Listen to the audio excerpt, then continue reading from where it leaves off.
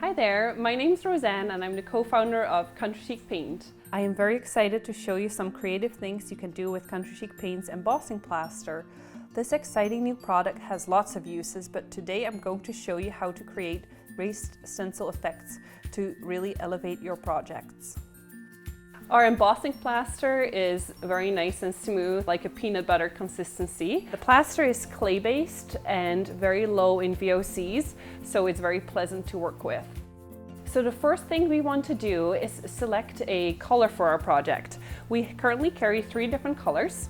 The first color is praline, which is a medium brown, which would be great on an oak piece, for example. The second color is called creamed honey, and it is a nice, rich, creamy color. It works really well on light wood such as pine or birch, for example. Our darkest color is roasted chestnut and works well on mahogany and walnut pieces. For this project, I'm going to use the creamed honey because it matches our MDF picture frame the best. The reason you'll want to pick a color closest to your project is so that when you go to distress it, your embossing is a similar color and seems to be part of the original piece.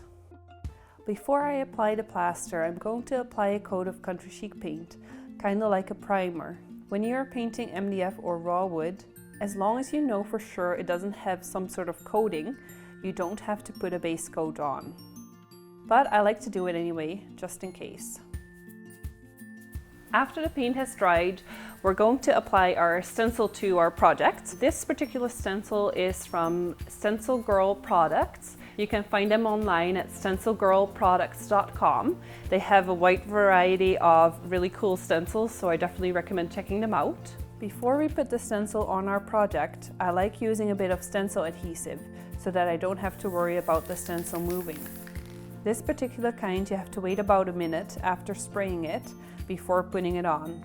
Otherwise it bonds to your surface permanently.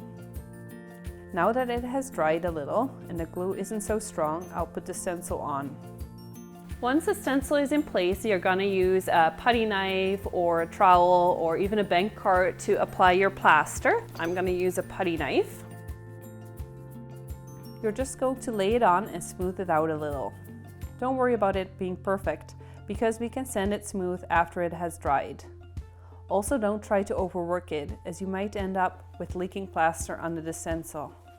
You can apply the plaster as thin or as thickly as you'd like.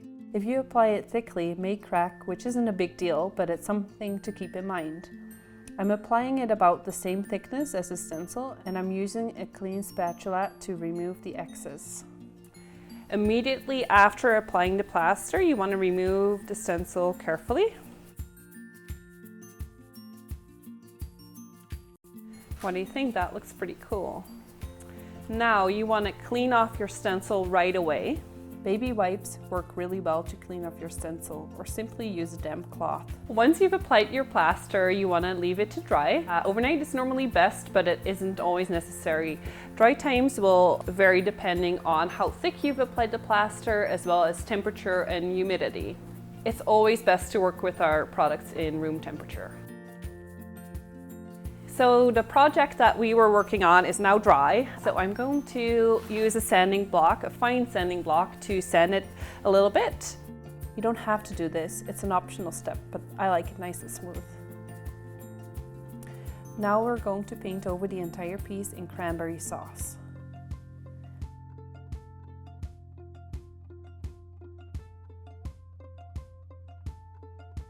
After the paint is dry, I'm going to apply some belt buckle metallic cream over the entire piece.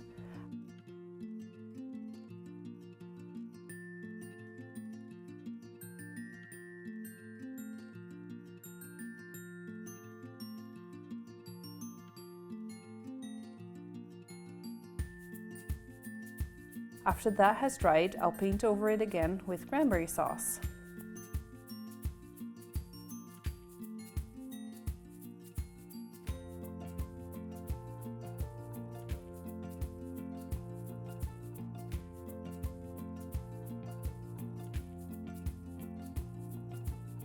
Instead of waiting for the last paint coat to dry, I'm going to immediately take a damp cloth and start rubbing away some of the last paint layer to reveal the metallic cream underneath. I'm just going to keep working with it until I'm happy with the result. So this is our finished project. I'm quite happy with the way that turned out. As you can see, it isn't hard at all to work with our embossing plaster, and there are some really fun creative ways in which you can use it. I used it and finished it with our metallic cream today, but you can also use wax or glaze to give it a final finish. If you guys have any questions, feel free to contact us anytime or visit our website for more tutorials. We're always happy to help, so don't be afraid to get in touch.